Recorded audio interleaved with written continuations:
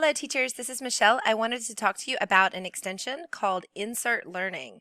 I noticed that it was recently put onto the approved software list, so I thought that I would play around with it, review it, and see how that we can use it at the elementary level. Now, Insert Learning is an extension or a tool that allows you to embed questions, discussions, even video instructions for your students on any website that they go to. Now, you must have the extension installed, and the students must also have the extension installed on their Chrome, which is an easy fix. Just one of your lessons, I would maybe have all of the students click on the link in the chat, go there and add it to their Chrome. So then you as the teacher go to whatever resource or website that you're going to include things that are in their Google Drive, such as Google Docs or anything that can pretty much have a web address for students to go to. You can insert learning in.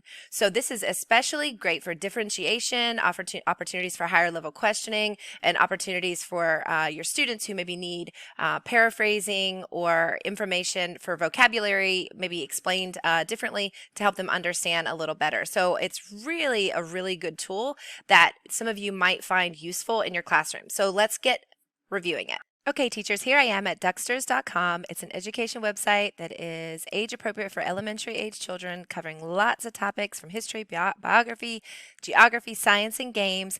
I chose this particular website because it has a great little web page devoted to Yorkshire Terriers and information, and I wanted to show you how you can insert learning for your students at a particular website. Okay, so first you need to install the extension. Look in the top right-hand corner. You see that I have the insert learning icon here. I'm going to click on that. It begins to load, and then over on the left-hand side, you see a little purple dash bar that pops out. On the purple dash bar, you have the ability to assign. You've got highlight text. You have sticky notes you can embed, questions you can embed, discussion questions, and then some more options and more tools if you need them. Okay, so I just want to start off by, I've already started working on this particular page and I started putting some, highlighting some keywords here. But if I click on the highlight tool, and let's say in the very first paragraph, there is a word that I think my student may have difficulty with, such as breed. The Yorkshire Terrier is the most popular small dog breed. So I'm going to highlight breed, and I can change the color if I want, and I can, highlight it yellow and then add this little plus button. Breed is the type of dog. So that student may now be able to read through this text and understand what that word means. I also highlighted originated as I moved down a little bit further, moving through how big do they get, and at this point I embedded a question because I wanted students to stop reading after the first couple paragraphs and then to answer a few questions to ensure that they understand what they read. And by having them answer the question here, it forces them in small chunks to go back and read again if they missed the information, such as how big do Yorkshire Terriers get. I embedded another question, what are they famous for? As you move down a little bit further, I have another word that I added, define, temperament, it means personality. And then as I got here to the bottom, I added a sticky note, which a sticky note was really one of my favorite features. I would probably put a sticky note here at the beginning of an activity. A sticky note gives you the ability to, tell the students what they can expect as they begin to read and research. And also you can embed a little video clip. And in this particular video clip, I just sort of recapped what they are to do. They were to, look at the keywords that I highlighted, answer the questions in the text, and then, and I told them to go back to the original assignment and that I look forward to seeing their work. So now you're ready to assign this to your students. Okay, all you do is go over here. You can click the three dots here. You can view it as a student first, and so I'll show you what it looks like for a student.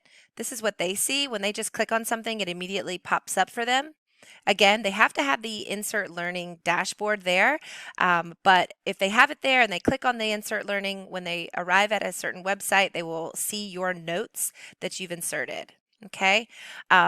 Then go back to resume the teacher view, and let's assign it to our classroom. From here, all you need to do is click on the assign to students, and because I've already done an activity before, it immediately popped up my classroom. You're going to click on the Google Classroom, and the first time that you do it, it will cycle through all of the classes and ask you which class you want to assign it to. If you don't want to push it out directly through Google Classroom, but I really recommend you do that because it's a one-click feature. You can also just get the link over here if you can copy the link to the lesson. Now remember, if the students were to go to this website without the insert learning, they're not going to see all of the notes that you have inserted in the questions and the video. It's an overlay, but the minute that they click on their insert learning up in their toolbar, they will see the tools there for you. So I hope this tutorial was useful. I hope that you can find use for insert learning. It does cost a subscription. So while it is on the approved software list, it costs $8 a month to use. Now, because I have a subscription, right now they're offering free month subscriptions to teachers that I sign up. So if you're interested in using insert learning, maybe you have a project coming up, maybe you have some research that you need students to do, or maybe you just have, a paper or something that you want students to be able to read and annotate for them and help those students that would benefit from a tool such as this. Let me know. I would love to work with you on it. Thanks.